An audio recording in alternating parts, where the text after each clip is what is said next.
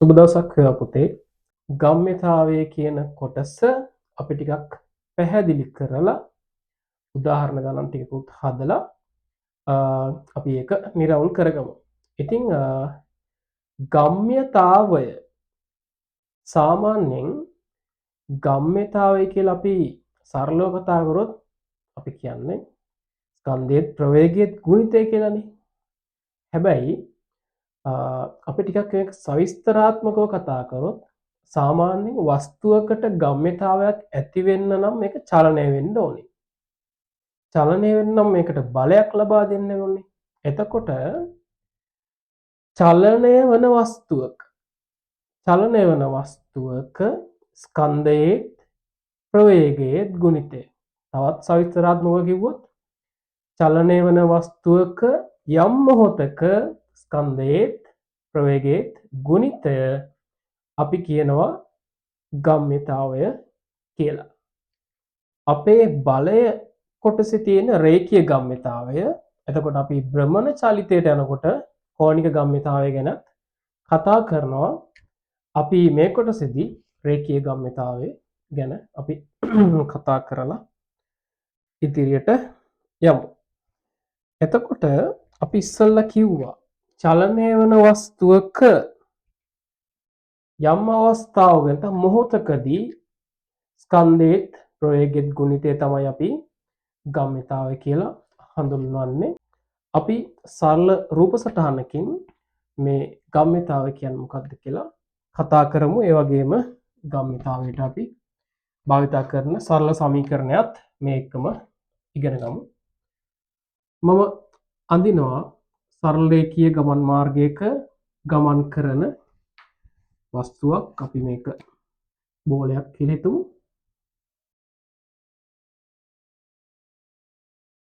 මේ බෝලය සරල රේඛීය ගමන් මාර්ගයක ගමන් කරනවා.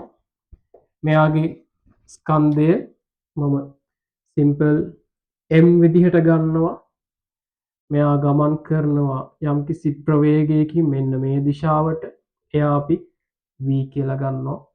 අපි මේ දෙකම මෙතන සලකුණු කරොත් v සමානයි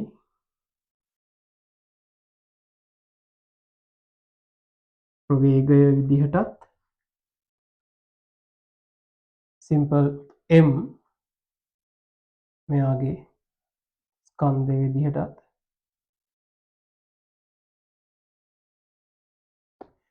එතකොට අපි ගම්‍යතාවය ගැන කතා කරපු විදිහට ස්කන්ධයේ ප්‍රවේගයේ ගුණිතය නම් ගම්‍යතාවය කියලා කියන්නේ අපිට පුළුවන් මෙන්න මේ වගේ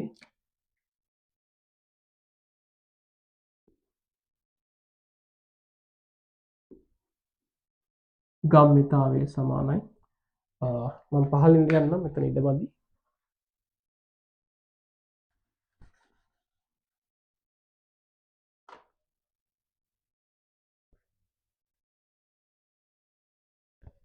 මෙතන ලියමු අපි.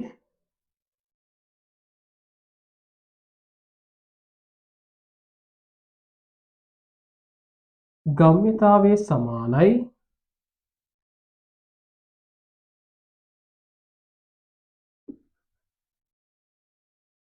ස්කන්ධය ගුණ කිරීම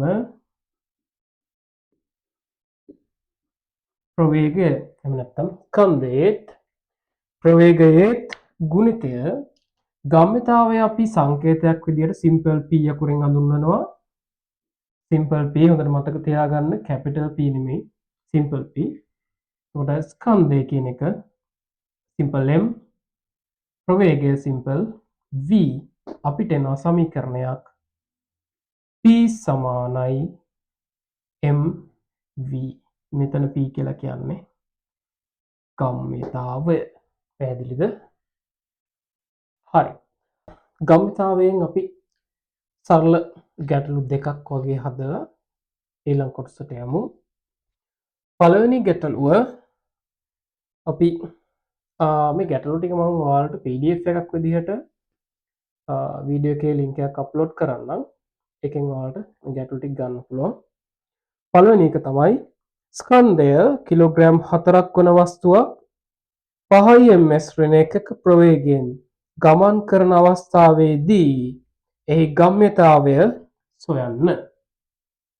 සාමාන්‍යයෙන් අපි දන්නවා භෞතික විද්‍යාවේ ප්‍රශ්නයක් නැත්නම් ගණනය කිරීමක් කරනකොට අනිවාර්යයෙන්ම මේ ගාන කියවලා ඒකේ තියෙන දත්ත ටික මුලින්ම සටහන් කරගන්න ඕන. ගානක් හදන්න යන්නේ පළවෙනි පියවර විදිහට අපි ඒක යොදා ගන්න ඕනේ. මොකද අපිට පැටලිලි සහගත වෙන්නේ නැතුව මේ ගාන තව පැහැදිලිව හදා ගන්න පුළුවන් ඒ විදිහට ඉස්සරහට ගියොත්. මුලින්ම මේ වස්තු ස්කන්ධය විදිහට අපිට කියනවා කිලෝග්‍රෑම් 4ක් කියලා. ඊට අමතරව මේවා තප්පරයට මීටර 5ක ප්‍රවේගයෙන් ගමන් කරනවලු. 5යි ms ඍණ 1 මෙන්න අපේ දත්ත. අපි දන්නවා ගම්‍යතාවය කියලා කියන්නේ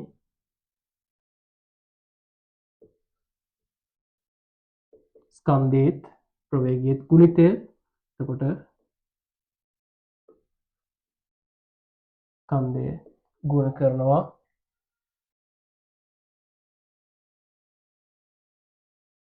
ප්‍රවේගයෙන්. ගම්‍යතාවය සිම්පල් p වලින් සංකේතවත් කරද්දී ස්කන්ධය m සහ ප්‍රවේගය v මේ අනුව m සමානයි කිලෝග්‍රෑම් 4යි v සමානයි 5යි ms ඍණ 1 අවසාන පිළිතුර 4 5 20යි ඒකකය kg ms ඍණ 1 kg ms ඍණ කිලෝග්‍රෑම් මීටර් තප්පරයට. අනිවාර්යයෙන්ම ගානක් හදලා ඉවරනම උත්තරයට යටින් ඉරි දෙකක් ගන්න මතක තියාගන්න. ඒ වගේම මෙන්න මේ සංකේතය දාන්න ඒකකයත් හරියට දාන්න. දෙවෙනි ගාන ග්‍රෑම් 500ක ස්කන්ධයක් සහිත වස්තුවක් එක් මොහොතකදී තප්පරයට මීටර 10ක ප්‍රවේගයෙන් ගමන් කරයි. එම අවස්ථාවේදී එම වස්තුවේ ගම්‍යතාවය සොයන්න. හරි. මේකෙදි චූටි වෙනසක් නැත්තම් චූටි දෙයක් කරන්න තියෙනවා අපිට. අපි දන්නවා ඕනෑම සමීකරණයකට දත්ත නැත්තම් අගයන් ආදේශ කරද්දී අපි SI1 කොලින් ආදේශ කරන්න ඕනි. එතකොට අපිට මේ ගානෙදී කියලා තියෙනවා මේ වස්තු ස්කන්ධය ග්‍රෑම් 500යි. එතකොට අපි අනිවාර්යෙන්ම කිලෝග්‍රෑම් වලින් තමයි ආදේශ කරන්න ඕන. හදිස්සි වෙලා වරද්ද ගන්න එපා. මෙයාගේ ස්කන්ධය කීයද? ග්‍රෑම් 500යි කියන්නේ කිලෝග්‍රෑම් නම් 0.5යි. ඊළඟට මෙයාගේ ප්‍රවේගය v සමානයි 10යි ms ඍණ 1. මේ විදිහටම ගන්නවා. මම මෙතන සමීකරණ විතරක් ගන්නම්. p සමානයි mv. මෙයාගේ ස්කන්ධය කීයද? 0.5යි. ප්‍රවේගය 10යි 10 වැඩි කිරීම 0.5 කියන උත්තරේ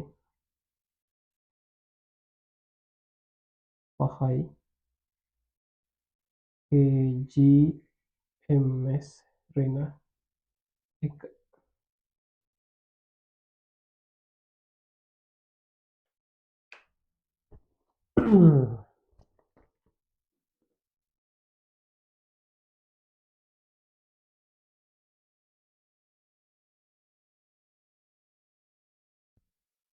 හරි. අපි ඊළඟට කතා කරන්නේ ගම්‍යතා වෙනස. ගම්‍යතා වෙනස. මොකද්ද ගම්‍යතා වෙනස කියලා කියන්නේ?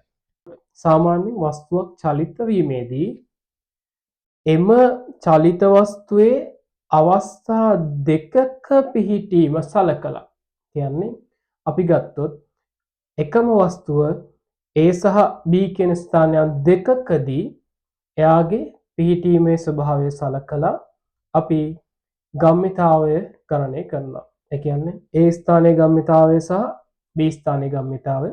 ඊට පස්සේ B සහ A අතර වෙනසෙන් අපි ගම්මිතා වෙනස ගණනය කරනවා. අපි ඒක මේ විදිහට රූප සටහනකින් හඳුනාගමු. ඉස්සෙල්ලා වගේම මෙන්න මෙතනින් සරල රේඛීය මාර්ගයක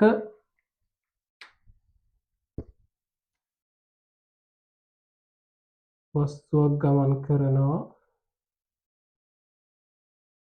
එයාගේ පිහිටීම A නම් ස්ථානයේදී ඊට පස්සේ මේ තියෙනවා එයා B ස්ථානයට පැමිණිය වෙලාව පැමිණි මොහොත ඒ වස්තුවමයි හරි. අපි දන්නවා එකම වස්තුව තමයි මේ තැන් දෙකේම තියෙන්නේ. එතකොට මෙතෙන්දී මේ වස්තුවේ ස්කන්ධය සිම්පල් M නම් දෙවන අවස්ථාවේදීත් සිම්පල් M තමයි. මොකද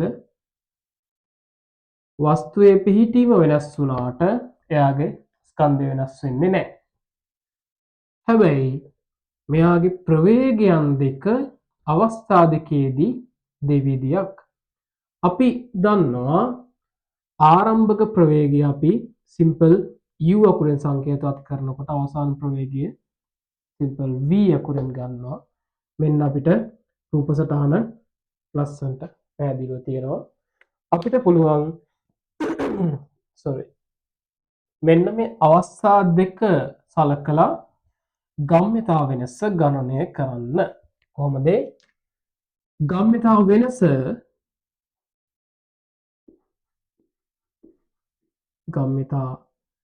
වෙනස සමානයි අවසන් ගම්මිතාව ඍණ ආරම්භක ගම්මිතාව. අපි දන්නවා වෙනසක් මොකක් හරි දෙයක වෙනසක් කියලා කියන්නේ අවස්ථා දෙකක අන්තරය කියන්නේ. මෙයා මෙතන ඉඳන් මෙතෙන්ට ගිහිල්ලා තියෙනවා. එතකොට මෙතනින් මේක අඩු කරා කියලා කියන්නේ අපිට ගන්න පුළුවන් මේ දෙන්නගේ වෙනස නැත්තම් අන්තරය. අපි දන්නවා ගම්මිතාවය P නම් මෙයාගේ ගම්මිතාව වෙනසට අපි කියනවා ඩෙල්ටා P. වෙනසකට අපි ඩෙල්ටා කියන සංකේතය පාවිච්චි කරනවා. අවසන් ගම්මිතාවය කියලා කියන්නේ ස්කන්ධයේ ප්‍රවේගයේ ගුණිතය. එතකොට ස්කන්ධය m එයා වෙනස් වෙන්නේ. අවසාන ප්‍රවේගය v වැඩි කිරීම v මම වරහණක් දානවා වඩා පැහැදිලි වෙන්න. ආරම්භක ගම්මිතාවය ස්කන්ධය වෙනස් වෙන්නේ නැහැ. මෙයාගේ ප්‍රවේගය u. එතකොට අපිට පුළුවන් ඩෙල්ටා p නැත්තම් ගම්මිතා වෙනස m v ඍණ m u විදිහට සලකන්න. පැහැදිලිද? මේක මේ විදිහටම තියාගෙන අපි සරල ගණන් දෙකක් හදමු. පළවෙනි ගණන බලමු. ස්කන්ධය ග්‍රෑම් 200ක් වූ උණ්ඩයක් තුවක්කුවකින් පිටවන මොහොතේ එහි ප්‍රවේගය තප්පරයට මීටර 100ක් වේ. එය ඉලක්කපත වෙත ළඟා වූ මොහොතේ එහි ප්‍රවේගය තප්පරයට මීටර 120ක් වේ. උණ්ඩයේ ගම්මිතා වෙනස ගණනය කරන්න. හරි. අපි රූප සටහන මෙතනින් දාලා ගාන මෙතනින් අදිමු.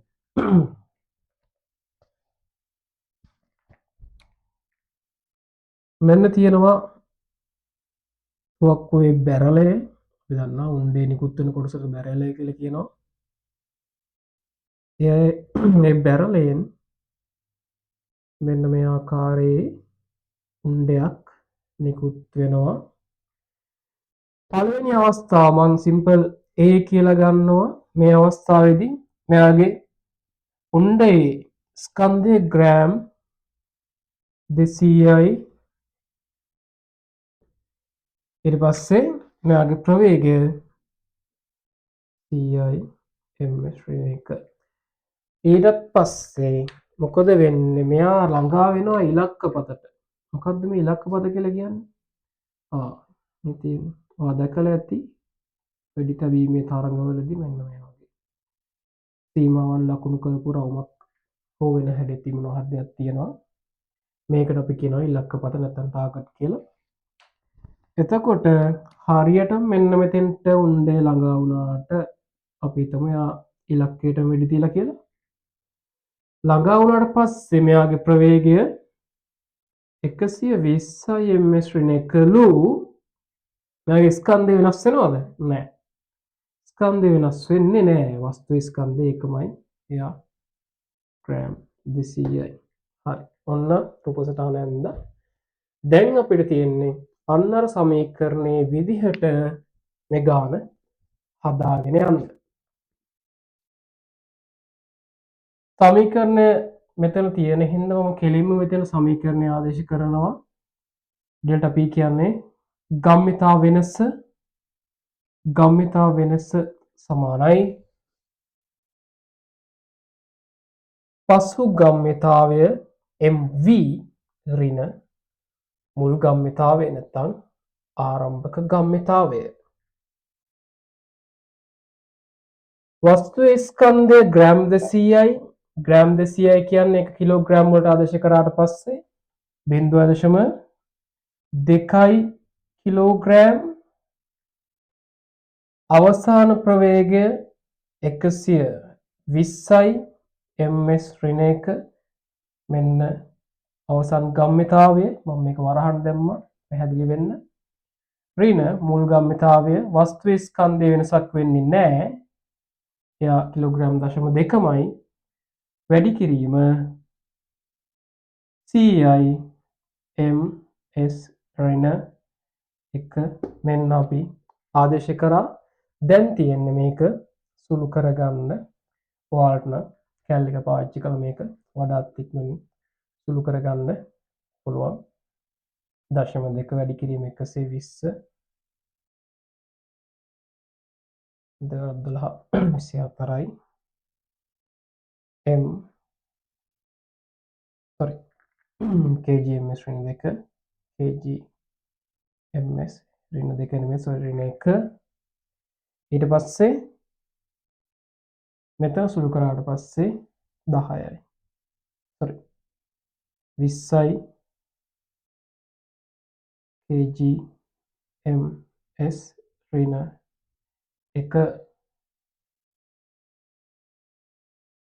ඊට පස්සේ මොකද කරන්නේ? මේක අඩු කරනවා 24න් 20ක් 4යි kgms ඍණ 1. ගම්මිතා වෙනසේ ඒකකයක් මේකම තමයි. මොකද අපි තප්පර 10කින් තප්පර 5ක් අඩු කරාම එන උත්තරේ තප්පර 5ක්මයි. ඒ වගේ තමයි මේකකෙත් සමානයි මෙයාගේ එකකෙත් සමානයි. මේකෙන් මේක අඩු කරාම එන උත්තරේ ඒකකයක් ඒ විදිහම තමයි. පැහැදිලිද? හරි. අපි තව ගානක් හදමු. අංක 2. උස ගොඩනැගිල්ලක මුදුනේ සිට කිලෝග්‍රෑම් 2ක් බර බෝලයක් තප්පරයට මීටර් 8ක ප්‍රවේගයෙන් පහළට විසි කරන ලදී. එම බෝලය පොළොවේ වදින මොහොතේ ප්‍රවේගය තප්පරයට මීටර් 24ක් වේ. බෝලයේ ගම්මිතා වෙනස ගණනය කරන්න. හරි. අපි රූප සටහන මේ හරින් අඳිමු.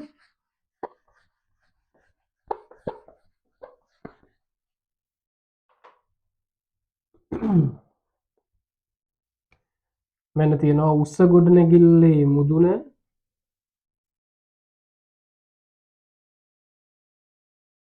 මෙතන ඉඳන් මේ උසේ කියලා අපි හිතමු. මේ උසේ ඉඳන් බෝලයක් විසි කරනවා පහළට. මෙයාගේ ස්කන්ධය අපිට කියනවා කිලෝග්‍රෑම් 2යිලු. හරි. 2 kg. ඊට පස්සේ කීයද මෙතෙන්දී? ආරම්භක ප්‍රවේගය 8යි.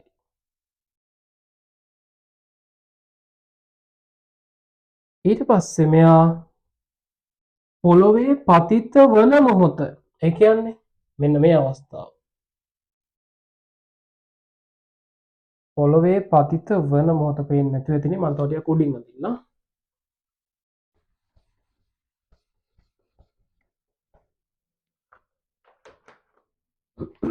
හරි. අපි මේ වගේ ප්‍රමාණයක් ගමුකෝ. පොළොවේ පතිත වන මොහොතේදී ප්‍රවේගය 24ක් වෙනවා නේද? මේකට ගුරුත්වජ ත්වරණය වගේ දේවලුත් අදාළ වෙනවා. අපි මේ වගේ සංකීර්ණ ගානක් හදමු ටිකක් ඉස්සරහට ගිහිල්ලා. මේ අවස්ථාවේදී මෙතන ප්‍රවේගය 24යි. ස්කන්ධය m ස්කන්ධයමයි. මෙන්න රූප සටහන අපි ගාන හදමු. දෙවෙනි ගාන ඩෙල්ටා p කියන්නේ ගම්‍යතා වෙනස. අපි දන්නවා පසු ගම්‍යතාවයේ ඍණ මුල් ගම්‍යතාවය. ඊට පස්සේ මේක ආදේශ කරන්න තියෙන්නේ ස්කන්ධය කිලෝග්‍රෑම් 2යි. අවසාන ප්‍රවේගය පොළොවේ වදින මොහොතේ ප්‍රවේගය 24යි ms ඍණ 1 වරහන් දානවා හඳුනගන්න පහසු වෙන්න. ස්කන්ධය කිලෝග්‍රෑම් 2මයි. ආරම්භක ප්‍රවේගය 8යි ms ඍණ 1. ඔන්න අපි ආදේශ කරලා තියෙනවා. දැන් මේක සුළු කරගන්න තියෙන නිසරේ දෙවරක් 8යි දෙවරක් 4යි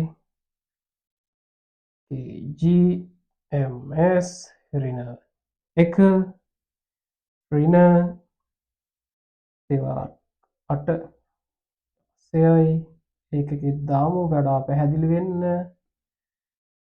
මෙහෙම එකකෙ දැම්මේ නැහැ කියලා ප්‍රශ්නයක් නැහැ. මම මේවට පැහැදිලි වෙන්න එකකේ දාන්නේ අවසාන උත්තරයට එකකේ දාලා තිබ්බනම් හරි. මේ ආදේශ කිරීම වලටත් එයාලගේ එකක දාලා 48න් 16ක් කීයද? 8න් 6ක් 2යි 4න් 1ක්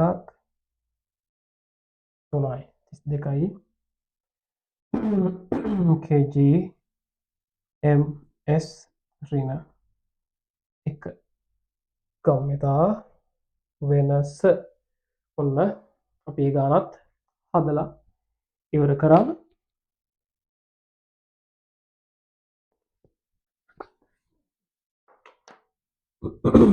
හරි. අපි ගම්‍යතාවය ගැන කතා කරා.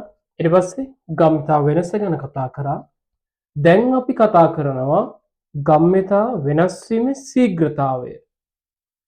හරි. ගම්‍යතා වෙනස් වීමේ ශීඝ්‍රතාවය. අපි රූප සටහනක් ගත්තොත් මෙන්න මෙහෙම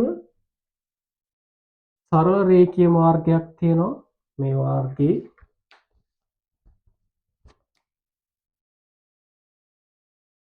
වස්තුවක් චලිත වෙනවා.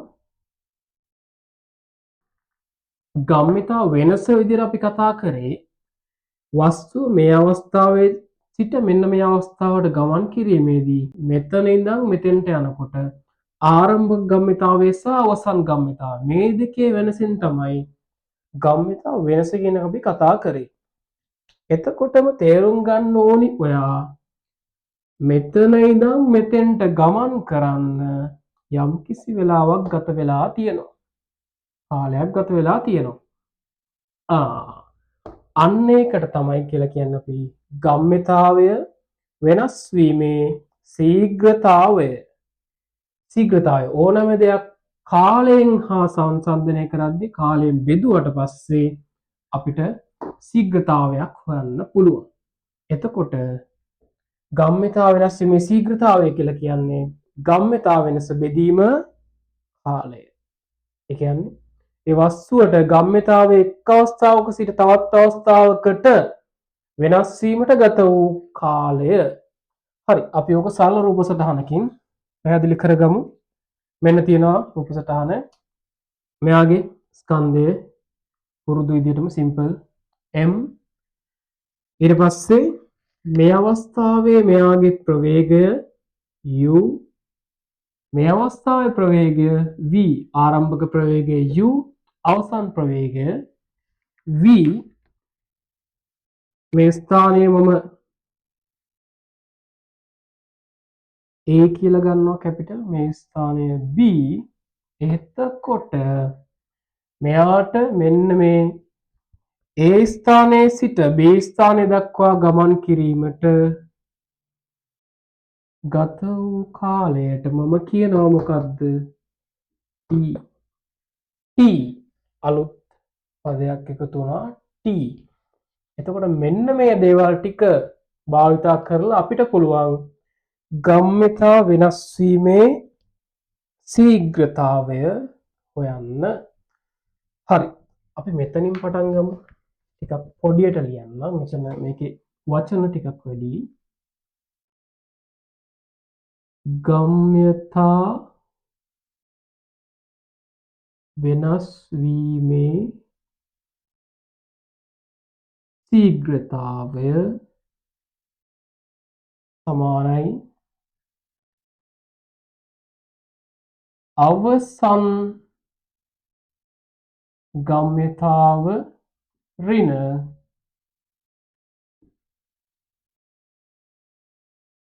ආරම්භක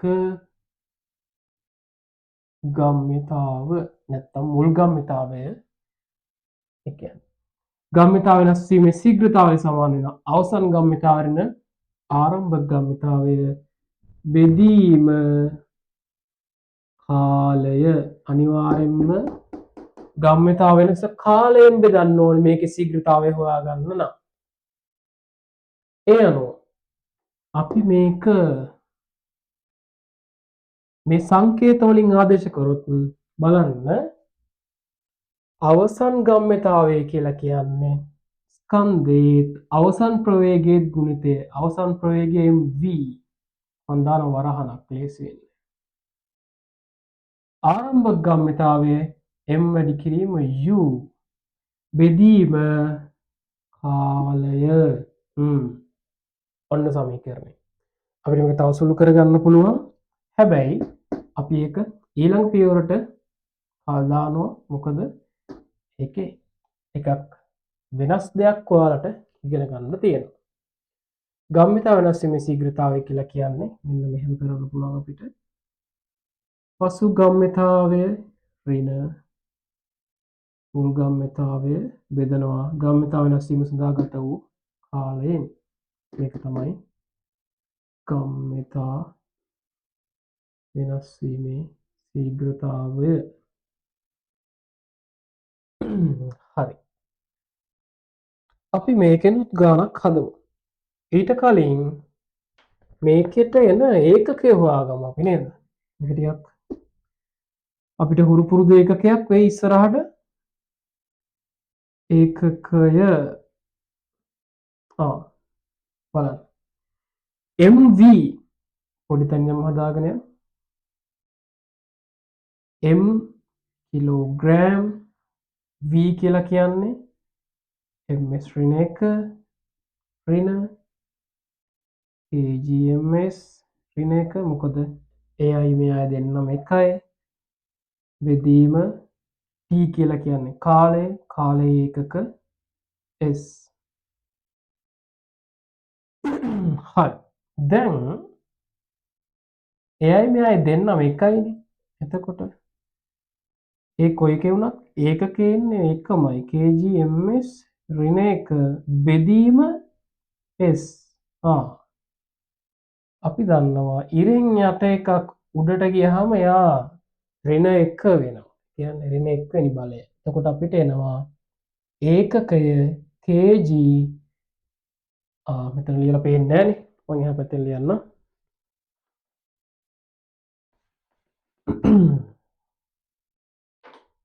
එතකොට අපිට ඒකකය ගන්න පුළුවන් මෙන්න මෙයා.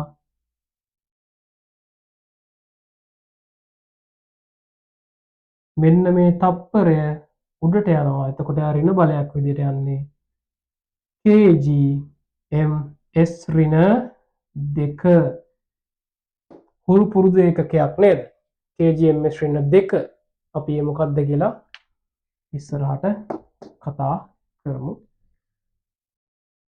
මේ ටික පැහැදිලි ඇති කියලා මම හිතනවා. හරි. අපි මේකෙන් ගානක් හදලා එමු. බලන්න 10 ms ඍණ 1ක ප්‍රවේගයෙන් ගමන් කරන කුරුල්ලෙක් තප්පර 20ක කාලයක් තුලදී 30 ms ඍණ 1ක ප්‍රවේගයක් ලබා ගනී. කුරුල්ලාගේ ස්කන්ධය ග්‍රෑම් 250ක් නම් කුරුල්ලාගේ ගම්‍යතා වෙනස් වීමේ ශීඝ්‍රතාවය සොයන්න. හරි. ඔක්කොටම කලින් මොකද කරන්න ඕනේ? දත්ත ටික දාගෙන ඉන්න ඕනේ. කුරුල්ලාගේ ස්කන්ධය කීයද? ග්‍රෑම් 250යි. එතකොට කුරුල්ලාගේ ආරම්භක ප්‍රවේගය කීයද? u 10යි. ඊළඟට කුරුල්ලාගේ අවසන් ප්‍රවේගය අපි මේ දෙවන අවස්ථාවේදී ප්‍රවේගය 30 ms ඍණ 1. ඒ වගේම මෙයා මේ ප්‍රවේගය වෙනස් කරගන්න නැත්නම් ගම්‍යතාව වෙනස් කරගන්න තප්පර 20ක කාලයක් යොදාගෙන තියෙනවා. මේ සපුර මේ කැලි දෙකට දාන්නේ මේක පහේ ඉලක්කම වගේ අඳුර ගන්න නැති වෙන්න. හරි. දත්ත ටික තියෙනවා. සමීකරණය මෙතන තියෙනවා. දාලා බලමු මොකද වෙන්නේ කියලා.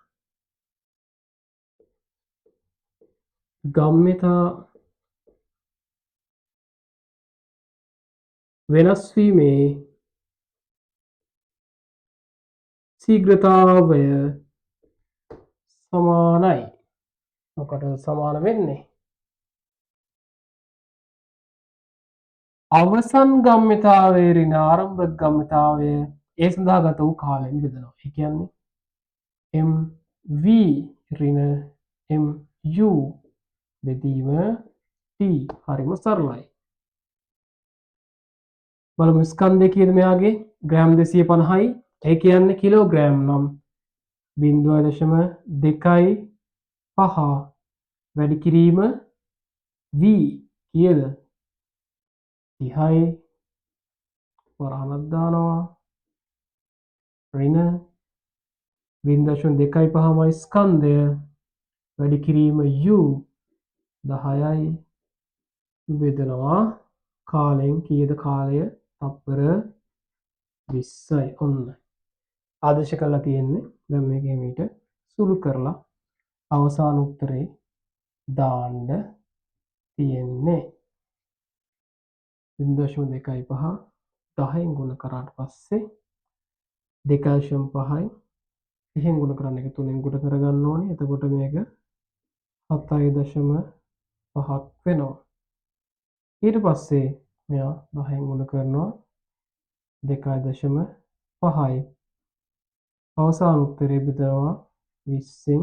ඒ කියන්නේ 7.5 ඍණ 2.5 කියන්නේ 5යි. 5 බෙදීම 20 උත්තරේ 5ට 20 ඒවා නෑ 0යි 50ට 20 ඒවා කීයද 2යි කීයක් ඉතුරු 10යි 100ට 20 ඒවා 5යි 0.25යි උත්තරේ kg ms ඍණ 1 නෙමෙයි 2 සෝරි මටත් වැරදුනා ms ඍණ 2 උත්තරේ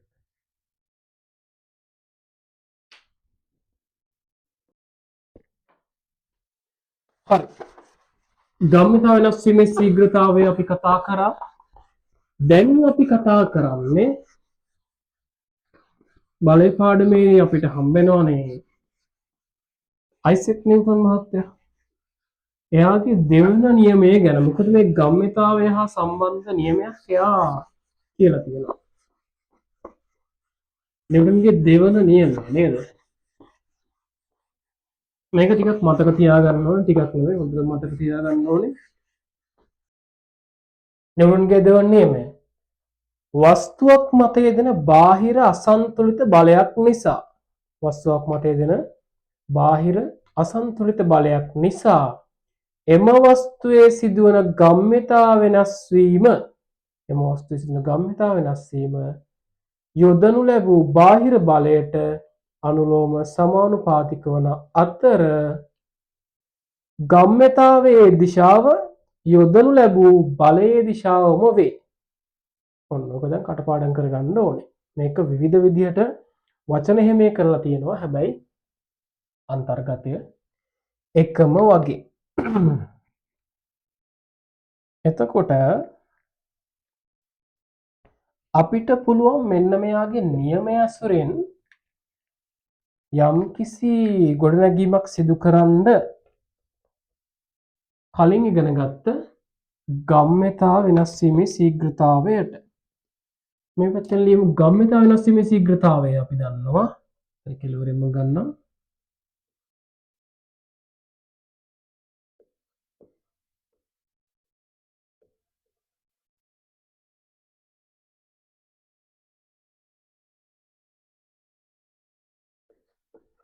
ශීඝ්‍රතාවය සමානයි mv පසු ගම්‍යතාවය ඍණ මුල් ගම්‍යතාවය බෙදීම කාලය. එතකොට අපිට පුළුවන් මෙන්න මේක හා සම්බන්ධ කරන්න නිව්ටන්ගේ දෙවන නියමය. මොකක්ද? මම මෙතන පහලින් ගන්න. නිව්ටන් මහත්තයා කියනවා යම්කිසි වස්තුවක් මත යොදන බාහිර අසන්තුලිත බලය. මම එයාව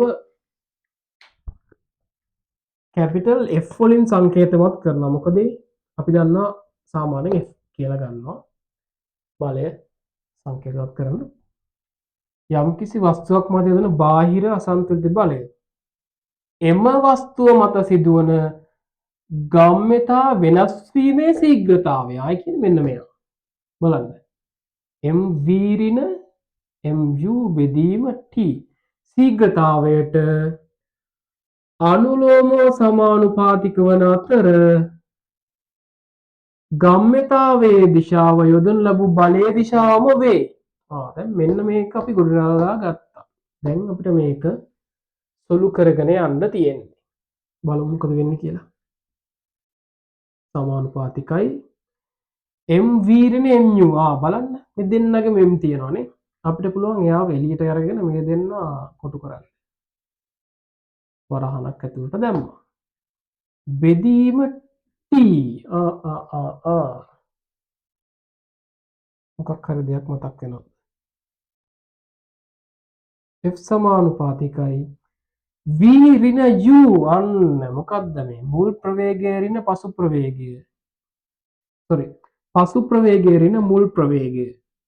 අවසන් ප්‍රවේගය ඍණ ආරම්භක ප්‍රවේග බෙදීම කාලය. මොකක්ද මේකට කියනවා ත්වරණය කියලා. ප්‍රවේග වෙනස බෙදීම කාලය ත්වරණය කියලා කියන. එතකොට අපි මෙයාව මේ සම්පූර්ණ එකම m a කියන අකුර ගන්නවා. Simple ma. Simple a. ත්වරණය සංකේතවත් කරන්න. හරි. මෙතෙන්ට නිකන් ආවා. අපි දැන් මෙයාගේ මේ සමානුපාතික ලකුණු අයින් කරගන්න ඕනේ. අයින් කරගන්න අපි යොදනවා නියතයක්. F සමානයි KMA. මොකක්ද මේ KMA? KMA කියනකට අපි කියනවා සමානුපාතික නියතය කියලා. මම මෙතනින් ලියන්නද? ඔයාලට තවත් පැහැදිලි වෙන්න. ඒ කියන්නේ සමානුපාතික නියතය.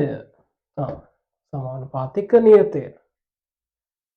එතකොට සමානුපාතික නියතය K නම් F සමානයි KMA. මෙතන පොඩි අවුලක් තේරෙනවා. මේ K කියන්නේ මොකද්ද? අපිට මේ සමානුපාතික නියතය මෙහෙම තියාගෙන මේ ඉස්සරහට යන්න බෑ. නිව්ටනයේ අර්ථ දැක්වීම අපි බලය පාඩමේදී ඉගෙන ගන්න ඕනේ. මොකද්ද?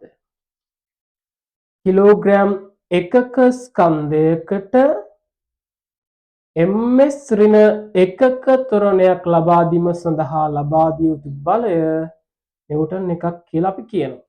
අන්නේ අර්ථ දැක්වීමට අනුව මෙන්න මේ සමානුපාතික නියතය අපි 1 කියලා ගණනය කරගන්නවා. එතකොට අපිට මෙතනින් ලියන්න පුළුවන්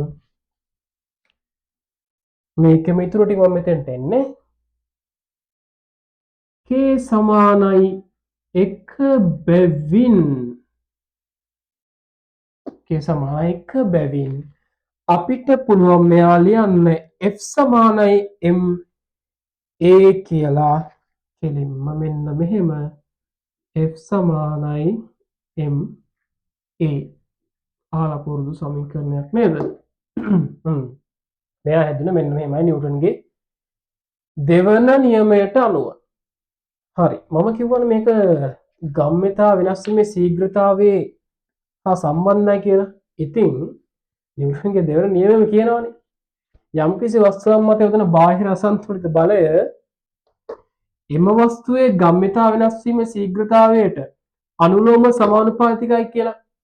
අනුලෝම සමානුපාතිකයි කියන්නේ එකක් වැඩි වුණොත් අනිකත් වැඩි වෙනවා. එකක් අඩු වුණොත් අනිකත් අඩු වෙනවා. හැබැයි ඒකකේ වෙනස් වෙන්නේ නැහැ. ඒ අනුව මෙයාගේ ඒකකය මොකද්ද? බලයේ ඒකකය අපි දන්නවා නිව්ටන් කියලා. හැබැයි මේක SI ඒකකෙ ගත්තොත් ස්කන්ධය කිලෝග්‍රෑම් ත්වරණය ms ඍණ 2 දෙකද. අපි ඉස්සෙල්ලා ගම්මිත වෙනස් වීමේ ශීඝ්‍රතාවයට ආපු ඒකකයෙන් තමයි මෙතෙන්ටත් එන්නේ. අපිට නැත්තම් මෙතෙන්ට නිව්ටන් කියන එක ගන්නත් පුළුවන්. ප්‍රශ්නයක් නැහැ.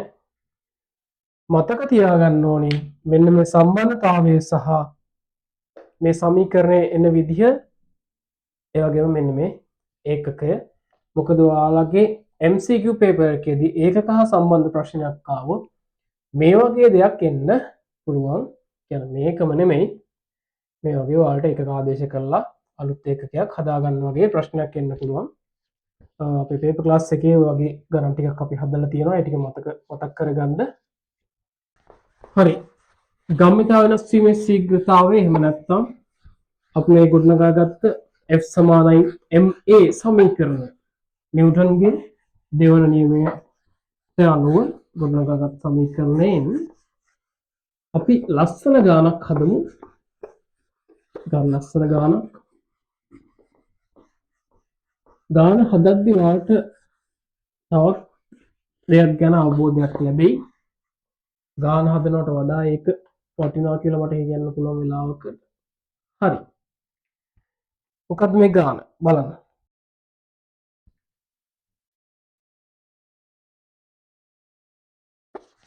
හරි. ගම්මිතා වෙනස් වීමේ ශීඝ්‍රතාවය එහෙම නැත්නම් අපි මේ ගොඩනගාගත්ත F සමානයි MA සමීකරණය නිව්ටන්ගේ දෙවන නියමයට අනුව ගොඩනගාගත් සමීකරණයෙන් අපි ලස්සන ගානක් හදමු. ලස්සන ගාන හදද්දී වාට තවත් දෙයක් ගැන අවබෝධයක් ලැබෙයි. ගාන හදනවට වඩා ඒක වටිනවා කියලා මට කියන්න පුළුවන් වෙලාවකට. හරි. මොකද්ද මේ ගාන? බලන්න.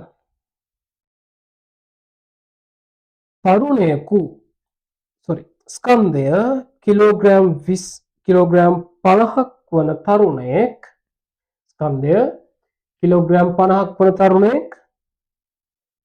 කිලෝග්‍රෑම් 100ක් වන තම යතුරු පැදියේ නැගී පැයට කිලෝමීටර් 70ක වේගයෙන් ගමන් කරයි.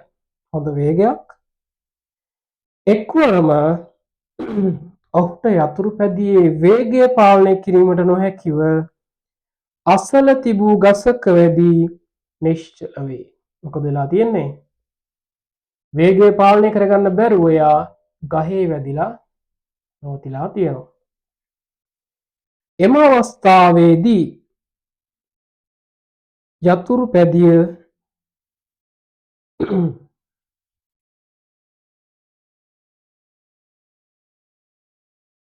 මේකයි ගාන ස්කන්ධය කිලෝග්‍රෑම් 50ක් වන තරුණයෙකු කිලෝග්‍රෑම් 100ක් වන තම යතුරු පැදිය නැගී පැයට කිලෝමීටර් 70ක වේගෙන් ගමන් කරයි. එක්වරම ඔහුට යතුරු පැදියේ වේගය පාලනය කිරීමට නොහැකිව තප්පර 0.5ක කාලයකදී අසල තිබූ ගසක වැදී නිශ්චල වේ. එම අවස්ථාවේ යතුරු පැදිය සහ එහි සිටි තරුණයා මත ක්‍රියාත්මක වූ ප්‍රතිරෝධී බලය සොයන්න. හරි ලස්සන ගානක්. අපි ගාන හදලා ඉවරනට පස්සේ බලමු තරුණයාට මොකද වුනේ කියලා. හරි මේ ගාන හදන්න කලින් අපි මේ ගානේ තියෙන දත්ත ටික ලියාගෙන ඉන්න ඕනේ. බලන්න ගාන අපි රූප සරණක් හදගමු ඉස්සෙල්ලම. ගාන ටිකක් සංකීර්ණයි වගේ තේරෙනවනේ. ඔන්න යතුරු පැදියක් කියලා හිතන්නකො මේක. බයික් එක.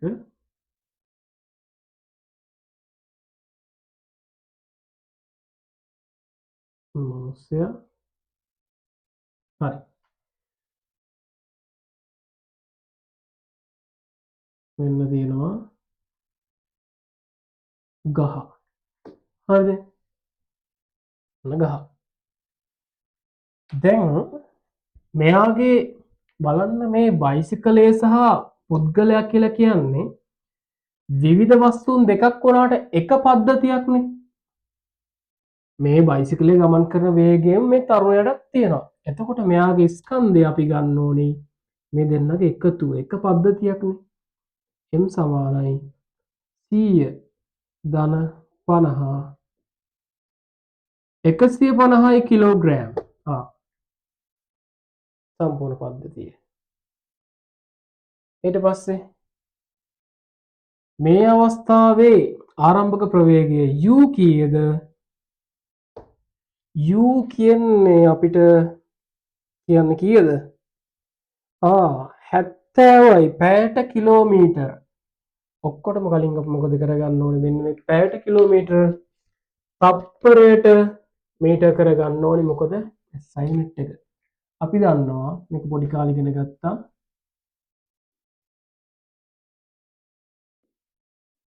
පැයට කිලෝමීටර් තප්පරයට මීටර් කරගන්න අපි කරන්නේ මොකද? මම මෙතන මෙහෙම වැඩි කරන්නම්කෝ. 36න් 10න් 36න් 10න් මේක නැත්තම් පුළුවන් 18න් 5න් වැඩි කරන්නත් පුළුවන්. අපිට මේක සුළු කරාට පස්සේ 19.44 ටිකක් එනවා. ms ඍණ 1 අපි මේක සුළු කිරීමේ පහසුවට අපි 19.5යි ms ඍණ 1 කියලා ගමු.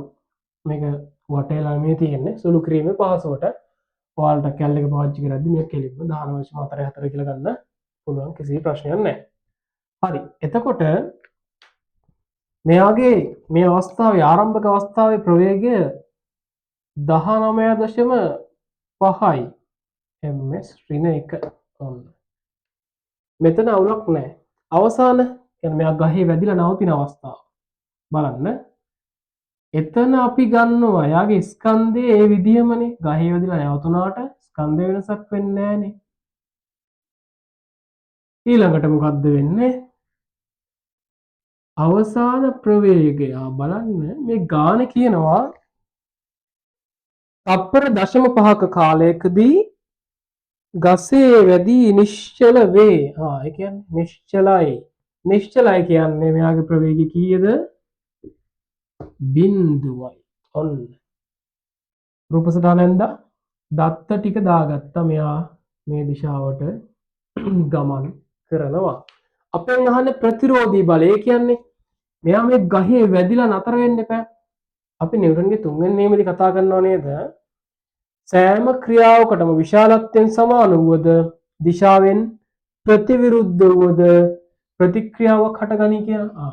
මොකක්ද ඒ කියන්නේ?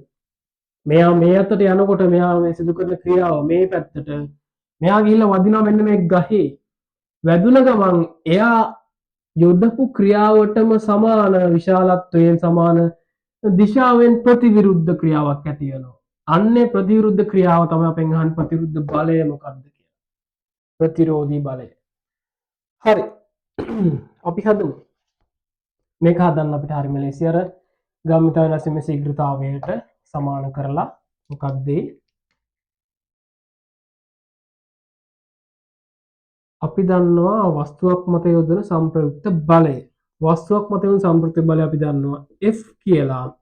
ගම්මිතා වෙනස් වීමේ ශීඝ්‍රතාවයට අනුලෝම සමානුපාතික වේ කියලා අපි දන්නවනේ. එතකොට ඒකෙන් අපි ගත්ත සමීකරණයක් F සමානයි ma කියලා. හැබැයි මෙතෙන්දී අපි දාන්නේ F සමානයි ma නෙමෙයි. මේක කෙලින්ම සමාන කරනවා ගම්මිතා වෙනස් වීමේ ශීඝ්‍රතාවයට. එහෙම කරන්න පුළුවන්. අර නියමයට අනුව නිව්ටන්ගේ දෙවන නියමයට අනුව.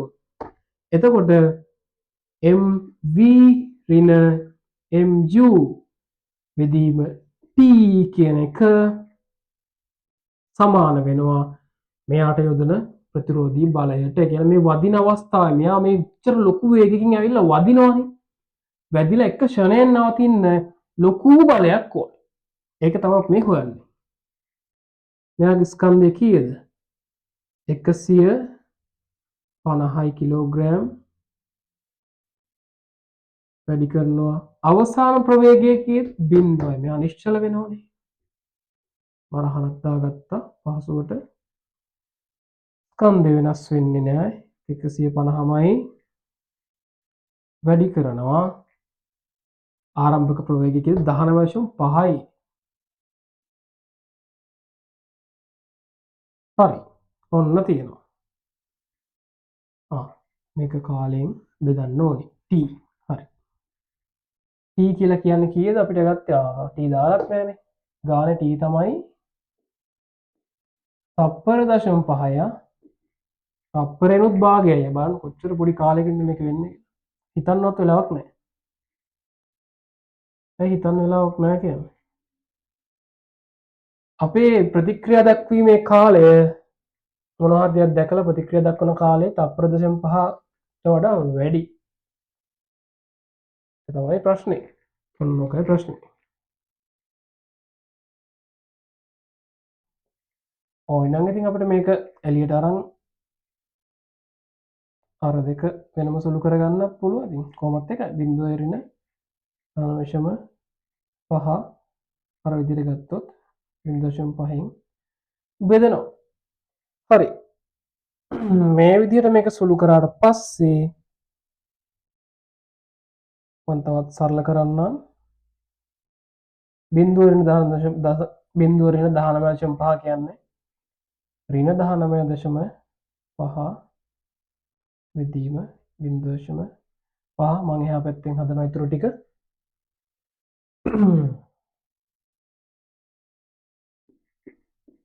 F සමානයි මෙන්න මේක සුළු කරාට පස්සේ කැල්ලේ ගාලා සුළු කරලා බලන්න 150 වැඩි කිරීම -19.5 උත්තර වෙනවා -2925ක් බෙදීම 0.5 මේක 0.5න් බෙදනවා කියන්නේ දෙකෙන් වැඩි කරනවා කියන එක.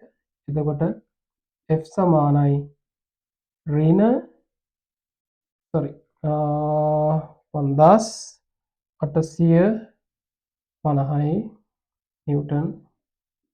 හරි. මෙන්න මේ වගේ අගයක් එනවා. හරිනේ. දැන් තියෙන ප්‍රශ්නේ මොකද්ද? ඇයි මේ ඍණ බලයක් ආවේ? හරි. අපි මේ සමීකරණයට ආදේශ කරද්දී මේක මෙන්න මේ දිශාවටනේ. එතකොට අපි F වලට මෙන්න මේ අතර දිශාව දාන්න ඕනේ. මේ අතර දිශාව දැම්මට පස්සේ යොදන බලය මෙහෙට නෙමෙයිනේ යන්න ඕනේ. ඇයි? කියන්නේ මෙහෙමයි. මෙයා මේ මේ අතර ගමන් කරාට මෙයාව එක තප්පර 0.5ක් තුලදී නිශ්චල කරගන්න මොකද වෙලා තියෙන්නේ? මෙන්න මේ වගේ බලයක් මේ පැත්තට දෙන්න ඕනේ. දිශාව මාරු වෙන්න ඕනේ. අපි මේ පැත්තට දිශාව දාලා ගාන හදපු නිසා තමයි මේ ඍණ උත්තරයක් ආවේ. ඉතින් අපිට පුළුවන් දිශාව මාරු කරගන්න. එතකොට ලස්සනට මෙන්න මේ උත්තරයක් එනවා. හරි. බලන්න නිව්ටන් 5850ක් අතිවිශාල බලයක් තප්පර 0.5ක් තුල එල්ල වෙලා තමයි මේ බයිසිකලය නිශ්චල වෙලා තියෙන්නේ. නිකමට බලන්න ගණන් හදලා නිව්ටන් 5850ක් කියන්නේ කිලෝග්‍රෑම් කීයක්ද? 10න් බෙදුවම කිලෝග්‍රෑම් 585ක් කිලෝග්‍රෑම් 585ක් මේ ගහේ වදින මොහොතේ මේ බයිසිකල් කරුවට දැනෙනවා කිලෝග්‍රෑම් 585ක් තප්පර 0.5ක කාලයක් තුළ තමන්ගේ ඇඟට වැටෙනවා. ඒ තරම් බලයක්. ඉතුරු වෙනවද? කිලෝග්‍රෑම් 585ක් තප්පර 0.5ක් තුළ තමන්ගේ ඇඟට වැටෙනකොට මේ අස්ථි පද්ධතිය වරොත් දෙන්න ඔච්චර බලයකට නැත්තම් මෙච්චර බරකට.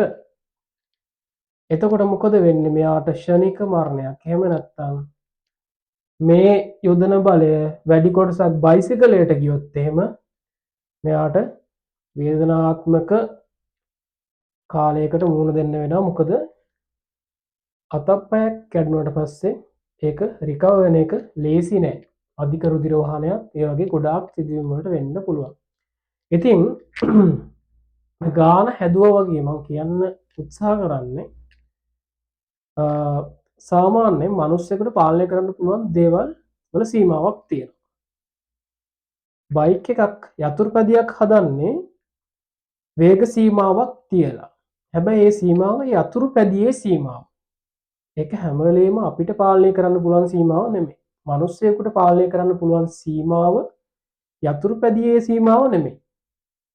අපි හැමෝටම රේසින් ට්‍රැක් වල බයික් පදින්න බෑනේ. ඒ හැකියාව තියන අය ඉන්නවා නැති අය ඉන්නවා. අනිත් එක සාමාන්‍ය පාරක තව වාහන සහ බාහිර දේවල් ගොඩක් තියෙනවා. ඉතින් ඔයාලට අවබෝධයක් හම්බෙන්නේ නැති ඔයාට එක ක්ෂණයකට මෙන්න මේ පැයට කිලෝමීටර් 70ක වේගෙන් ගමන් කරලා අවධානය නැති වුණොත් වෙන්නේ මොකද්ද කියලා. ඉතින් පාරේ යද්දි සහ වාහනයක යද්දි Tamanට පුළුවන් වේගකින් යන්න. මොකද ඔයා ගිහිල්ලා මේ වාහනේ ගහක හප්පගත්තොත් ඔයාට විතරයි තවත් මිනිස්සෙක්ගේ හරි තවත් වාහනයක හරි හැප්පුණොත් ඔයයි ඒගොල්ලොයි දෙගොල්ලම කරදරේ. ඒ වගේම තමයි ඔයගොල්ලන්ගේ අම්මලා තාත්තලාට ඊටත් වඩා කරදරේ.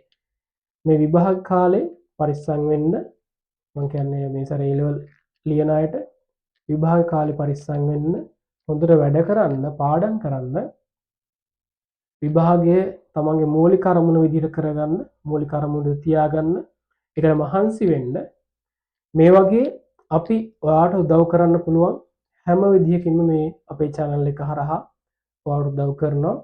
අද මේ කතා කරපු බලයේ කොටසක් වෙන බලයේ පාඩමේ කොටසක් ගම්මිතාව වෙනස ගම්මිතාව වෙනස් වීමේ ශීඝ්‍රතාවය සහ ඒ ඇසුරින් කොහොමද අපි බලය හොයන්නේ කියන කොටස් ටික මම හිතනවා ඔයාලට පැහැදිලි වෙන්නේ නැති. මොනවා හරි ප්‍රශ්නයක් තියෙනවා නම් දැනගන්න දෙයක් තියෙනවා නම් කමෙන්ට් සෙක්ෂන් එකේ දාන්න. අපි හැම එකටම උත්තර දෙනවා. ඒ වගේම මේ වගේ ඉස්සරහටත් අපි කරන වීඩියෝස් ඔයාලට බලන්න පුළුවන් වෙන්න අපේ channel එක subscribe කරන්න. ඒ වගේම bell icon එකත් click කරලා තියාගන්න. මේක දාපු ගමන් notification එකක් ඔයාලට එනවා. හරි. එහෙමනම් තවත් මේ වගේම වීඩියෝ එකකින් අපි ඉස්සරහට හම්බෙමු. සුබ දවසක් හැමෝටම.